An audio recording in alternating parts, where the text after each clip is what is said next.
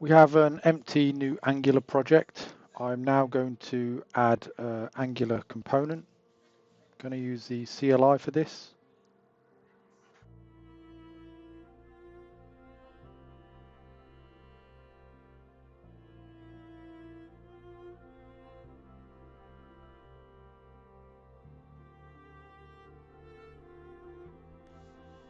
Now we will add our input attribute.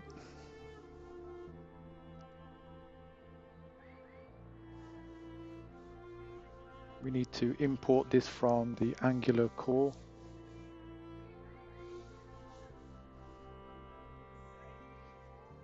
I'll give it any name for the time being. Initialize it with an empty string. Next, we need to import our newly created component.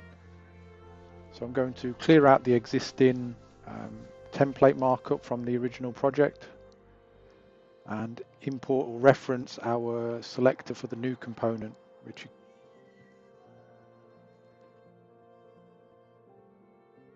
then we need to then reference our input property. We can do that using the square brackets, and then we need to initialize it using not a string as I did here, but a property from our app component that we can then pass into our child component.